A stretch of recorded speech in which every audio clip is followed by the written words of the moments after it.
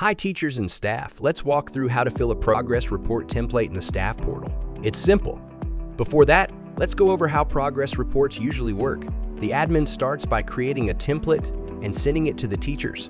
The teachers then fill out the reports, assessing how their students are doing. Teachers submit the completed reports to the admin. The admin reviews everything and shares the reports with the students and parents, if linked to a parent account. In the navigation menu, click Progress Reports.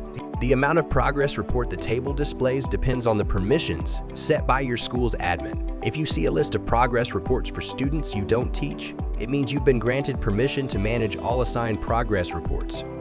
To begin filling out a progress report, locate the one you need in the list.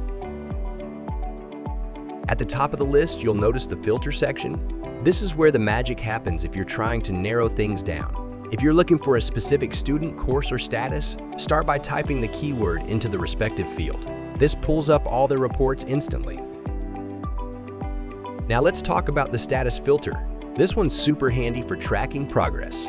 If you select Assigned or Pending, you'll see reports that have been assigned but haven't been filled out yet. Filled in means the teacher's done their part, and the report is ready for review or submission.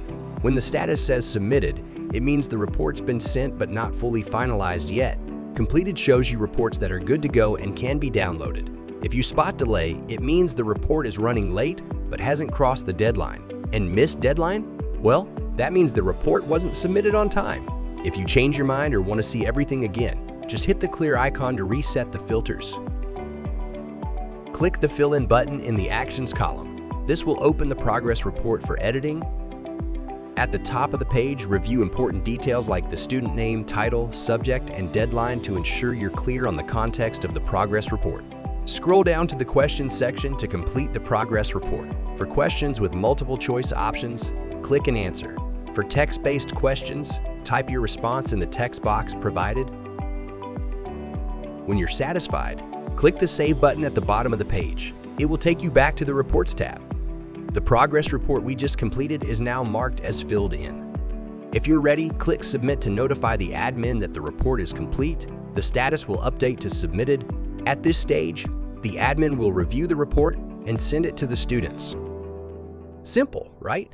I hope this helped. We'll catch you next time on ilerno.